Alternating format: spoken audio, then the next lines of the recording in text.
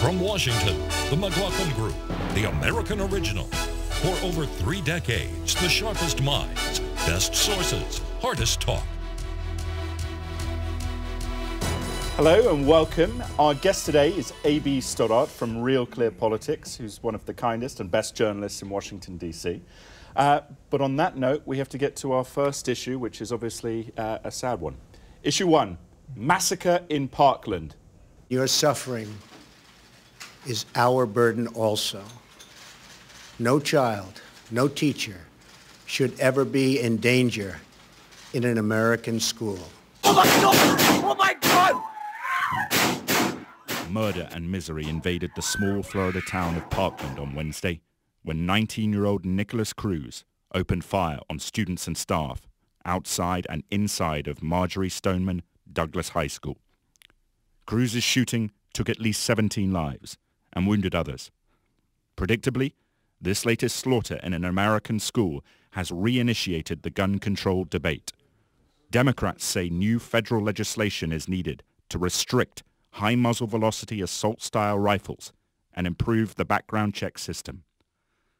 President Trump and most Republicans disagree.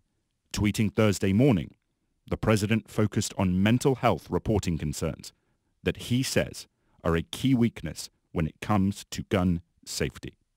Pat, should the government, should Congress, should the president sign legislation that allows mental health records to form a much more formative part of FBI background checks? Look, I think they ought to take a look at it. But look, this sickening, horrible event was one of the events of this kind that could have, I think, and should have been prevented. This guy's a loner. He's got a grudge against society. He's been expelled. The cops have shown up at his house 39 times. And somebody alerts the FBI and says, this is a guy is a school shooter. He's right there on the mark. And nothing was done to stop and prevent this. You know, Tom, I think it was, I mean, in a way, and we're going to get more of these. And I'll tell you one reason why is not only is the prod of the guy is a loser, there's the draw of massive publicity. He becomes famous and infamous. We're all talking about him. Every talk show this weekend is going to deal with this. So I'm afraid this is not the end of this. This is going to continue. Well, it's not the end of this. But to say this is about mental health, the United States doesn't have more mentally ill people than other countries. What we have is an absolute glut of guns and easy access to guns. There's no reason why anybody should have access to a military-grade assault weapon. At 18 years old, he bought that weapon. He's now 19. He's not old enough to have a beer in a bar in Florida, yet he can get this gun. This is a public health issue. And what is heartening about what happened this weekend, the only thing that's heartening, is that the young people in that school, and high schoolers and middle schoolers everywhere, I think they're going to rise up. And like the Me Too movement took off, a no more, hashtag no more movement could take over. A.B., it is striking, isn't it, that Eleanor says that you can't have a beer and yet you can buy these rifles. I mean, that seems to be incongruent, doesn't it? There's a huge debate over whether or not these military-style assault weapons are necessary. Hunters don't use them. They intend to mutilate flesh and kill.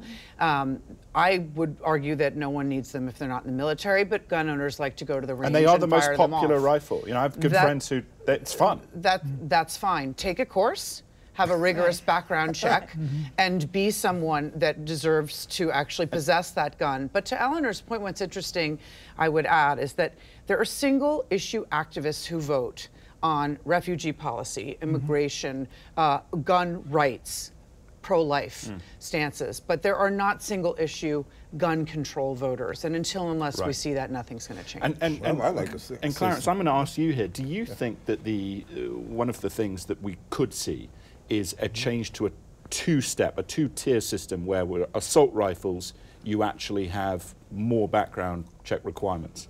Well, or assault-style rifles? Well, what good does it do you to have background checks if you don't follow through? You know, this is something that that has gotten too little attention in this particular case. This young man, Cruz.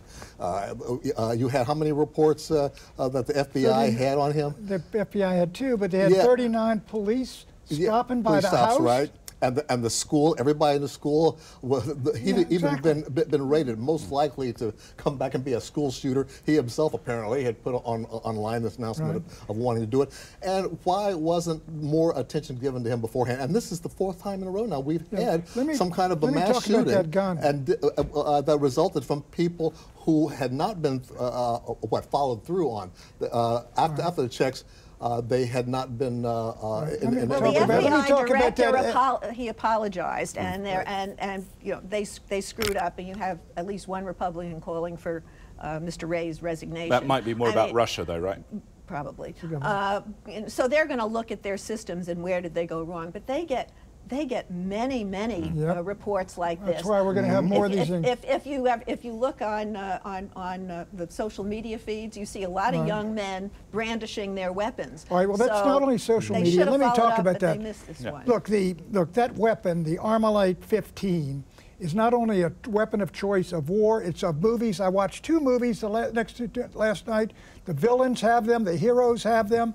It's a weapon of, the video games and all of these things. Then if you get rid of those, what about the Uzis? What about the AK-47s? Get rid of all of them. People, sportsmen don't need them. Eleanor, you're talking about an unreal, 300 million guns in the United States. You're going to take them all away?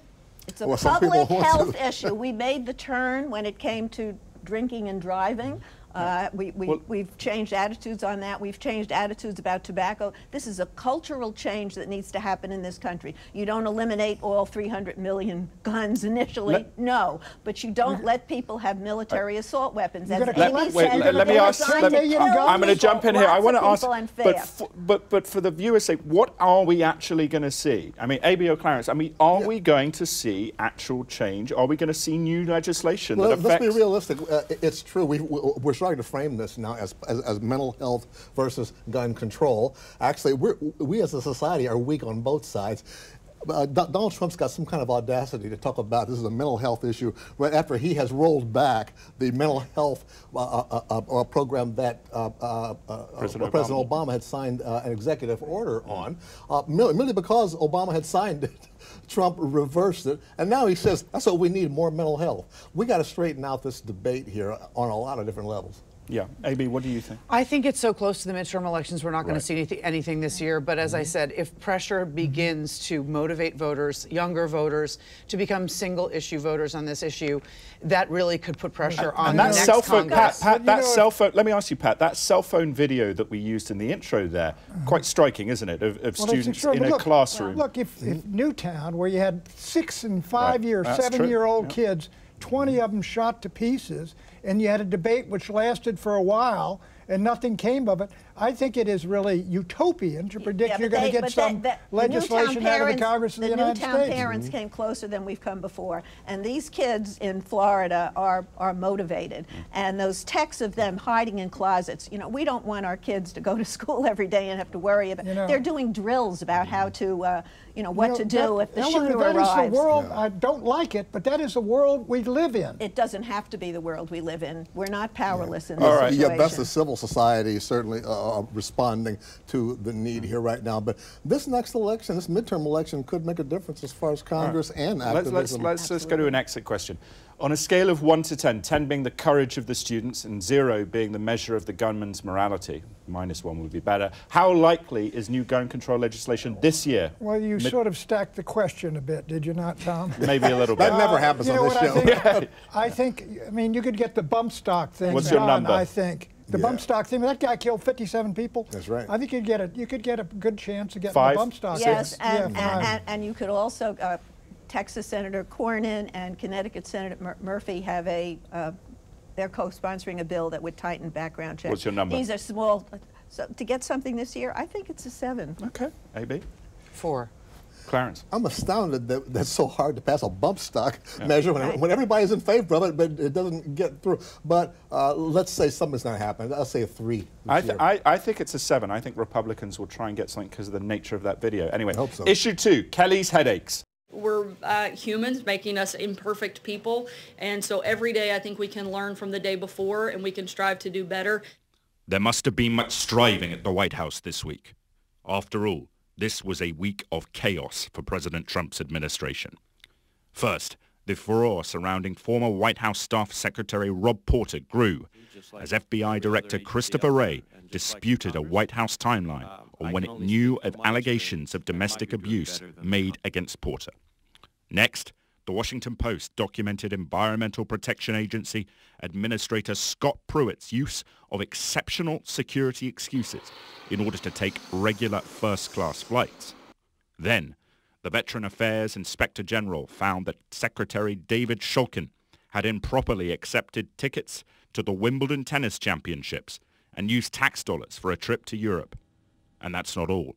According to NBC News, the White House is also allowing many staffers who possess only interim security clearances to access the Presidential Daily Brief, a document detailing the nation's most timely and closely guarded intelligence on foreign and domestic threats. Clarence, I'm going to go to you on this one, but I had to bring up that Wimbledon metaphor because I worked there for 7 years in player security. That was my was the best summer job in the history of the universe. So anyway, Clarence. What a rough life you've had, Tom. No. What do you think? I mean, who's to blame here? Kelly? Oh, you know, Trump? Whatever happened to that sign that Harry Truman had on his desk, the buck stops here? Right. You know, someone needs to put that in gold right there in front of Mr. Trump because it does go to, the responsibility always goes back to the top, and we've seen this coming because this administration has been so slow in making its appointments, so slow in vetting them, so slow in taking them seriously. And now I think this is the chickens coming home to roost. Well, the ethos of entitlement in this administration, from Wimbledon tickets to first-class travel, the sense that they can do everything they want at taxpayer expense. It's quite swampy. Not to mention the number of trips to Trump resorts that the president takes as well. But the long knives have been out for Mr. Kelly, and he's now, General Kelly, and he's now come out with a new revised way to do security clearances. But the fact that Jared Kushner still doesn't have a security clearance after more than a year suggests that there's something in his background that he shouldn't have one. You know, my view is that it does stop with Donald Trump. I cannot believe that General Kelly has not walked in to the president and said, Mr. President, we got a problem here which could turn into a political problem because Jared Kushner doesn't have it and your secretary doesn't have Porter. So I think the buck stops with Donald Trump. But Kelly, it always goes to the chief of staff as the guy that takes, the president isn't going to take the fall for this. This is not an ordinary president, and going in and telling him there may be a problem with a member of his family is crossing a red line. Okay? He doesn't read. AB, though, there does seem to be, I was quite struck by that. There was NBC News reporting that the number of people on the list for the PDB, the Presidential Daily Brief, which in the quote in there that Pompeo doesn't get some of this stuff, the CIA director. How would John Kelly, a former Marine general, allow that to go on with the sensitivity of sources and methods there? Because of what Eleanor said, because President Trump is playing by his own set of rules, and he wanted his son-in-law, despite being ineligible for a full clearance, to be at his side and ingest all this information about everything all around the world, adversary, ally, and his daughter. People have access to information in that White House because Donald Trump wants them to. And so John Kelly is dealing with the Trump rules, not the actual rules on the books. He, of course, was probably appalled by this. I think that's why you got to hold Trump accountable. I cannot believe that the chief of staff has not told him anything about this problem, and clearly he's up there and decided and saying something like, should he fire Pruitt and Shulkin? Should he fire them? I think Shulkin, I think the veterans guy is going to go, don't you? Probably. He's a Democratic holdover, and it's about more than his fancy entitled travel. He's resisting privatizing more of the VA, and so that's put him in odds with the Trump people. So I think they want him out. What about Pruitt? You'd probably like him to stay, wouldn't you, Eleanor? He's outstanding. Well, I'd love to see Pruitt go, but I think he's doing the Lord's work. Meaning Trump. That's right. Clarence, what about those two? Are they go? I mean, is Kelly staying? It looks to me like they're shopping around for somebody to take the fall and kick them out the door, but that's not the way to manage the White House. This is going to continue to happen. By the way, I'm just happy to see that half a century after I was drafted, and it took them 18 months to get me a security clearance. It was about 2 months before I was getting processed out. You know, Things haven't changed. White House counsel's right in the middle of this too. And he's, I mean, they get all this material, at least they did in the White Houses I worked in. The guys would come walking around, you know, and they were the ones that knew everything. Has Donald McGahn spoken to Mr. Mueller yet? I'm sure he will be a treasure trove and let's go on to information. there was another story this week which broke, which was a certain return of Mr. Romney, the man who was right on Russia. What does everyone think about that? I think Romney will probably win the election, but people talking about him as replacing McCain. Now, I disagree with John McCain, but he's a tremendous leader for his cause. I don't see Romney becoming that at all. I think Romney looks awfully good right now to a lot of people. He wins. I could imagine him running for president in 2020. I think that's interesting, isn't it? What do you think? What a surprise. I'm shocked.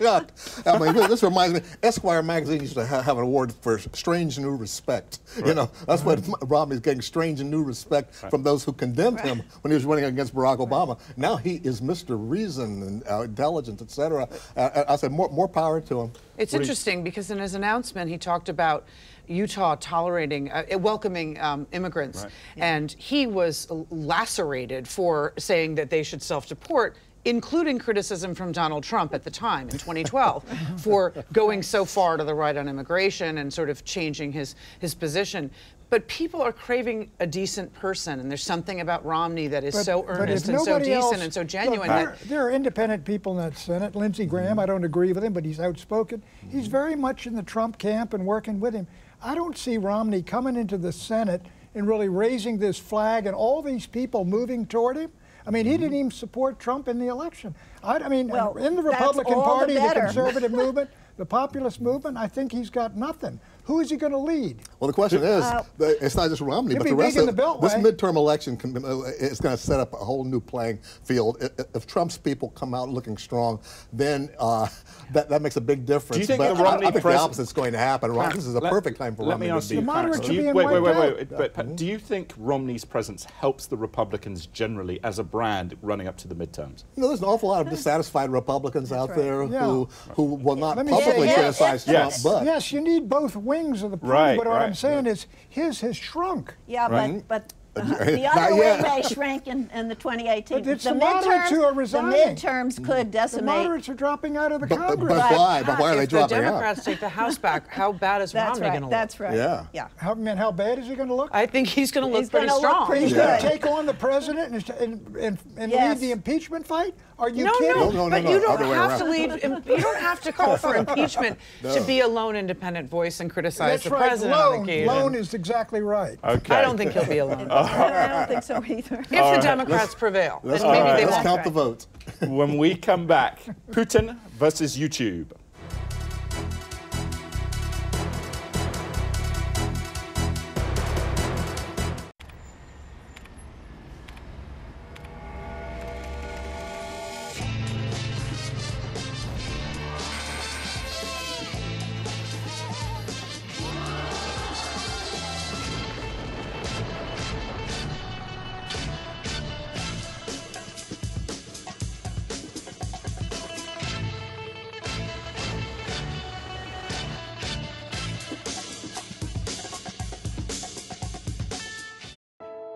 Let's just say it. There's no such thing as cancer.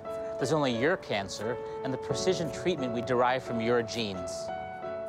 Let's embrace the wisdom of your cancer's DNA when we learn a throat tumor is best treated by a breast cancer drug. Let's give you a seat at the table of experts in your cancer. And as a team, develop a treatment plan with and just for you. Innova. Join the future of health.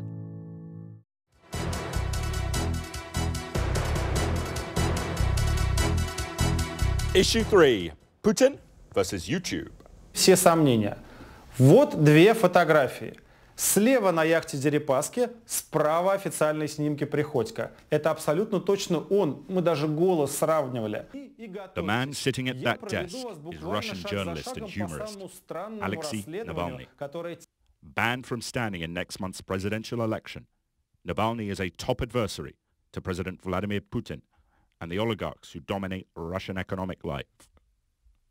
But this week, Navalny faced new pressure as the Russian government sought to shut down his popular YouTube channel. The government is furious over Navalny's most recent video, which considers a 2016 trip by Deputy Prime Minister Sergei Prikodko on oligarch Oleg Deripaska's yacht, using geolocation data and photographs from a Russian escort who was on board the vessel. Navalny accuses Deripaska of currying favor with Prikodko and thus the Russian political elite. The Russian government is now demanding that Google, which owns YouTube, remove Navalny's videos. Pat, it's worth noting here that Instagram has actually yielded. Mark Zuckerberg, the potential democratic savior of 2020, has yielded to Putin and blocked some content on Instagram. But what is the most important issue here for American social media companies? The profit margin abroad or the responsibility to protect free speech? My view is these companies can do what they want. And if we don't want the Russians interfering in our elections, why would we interfere in any way in their election? I will say this: you got Putin. So they should ban it. But look at Navalny. He's anti-Putin. He's making statements. He got marches and everything. How would Stalin or Brezhnev or Khrushchev have dealt with Navalny? So take a look at this in relative terms.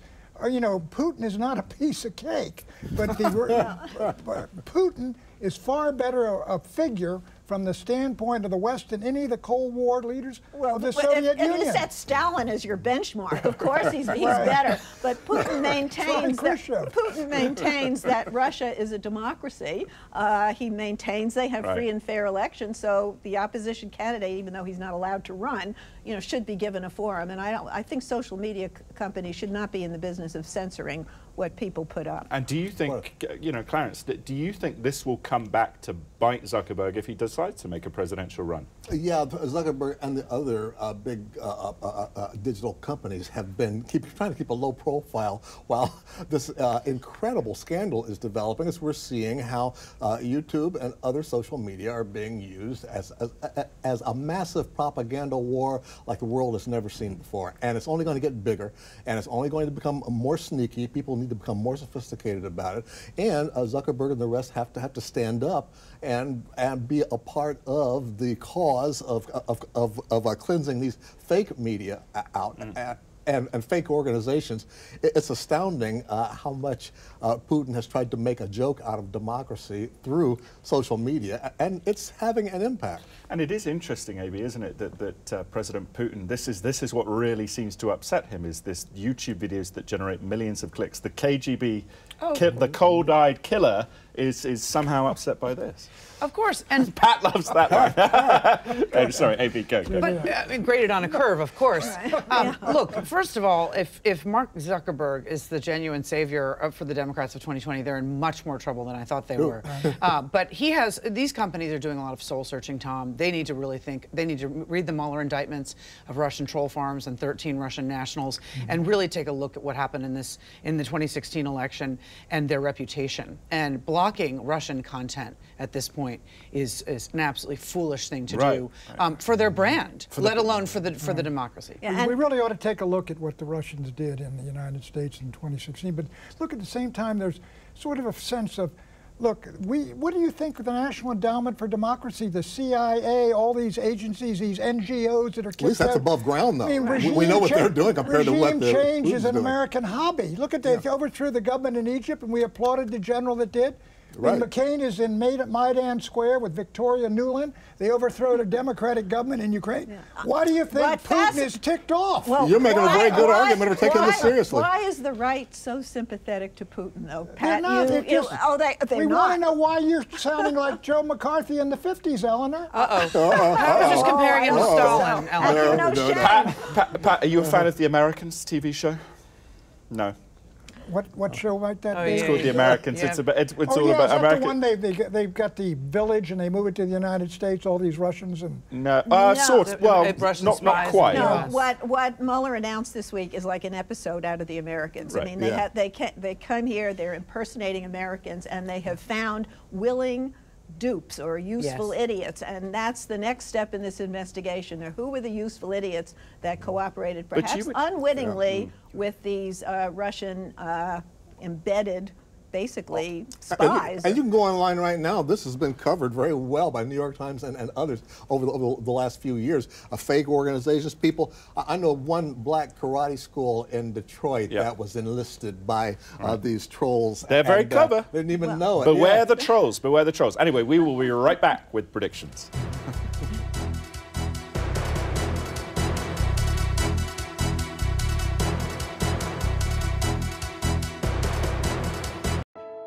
Let's just say it. There's no such thing as cancer. There's only your cancer and the precision treatment we derive from your genes. Let's embrace the wisdom of your cancer's DNA when we learn a throat tumor is best treated by a breast cancer drug. Let's give you a seat at the table of experts in your cancer. And as a team, Develop a treatment plan with and just for you. Innova. Join the future of health.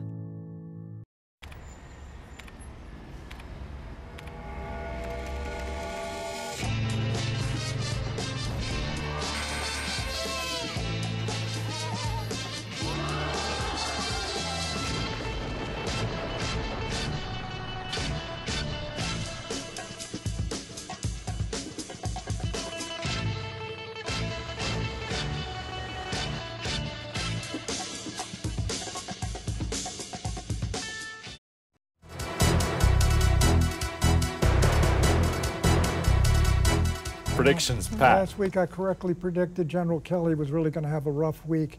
Next week I think it's going to be Jared. I think the fact that he doesn't have a security clearance, when this has become a major issue, the media is going to turn the spotlight on him.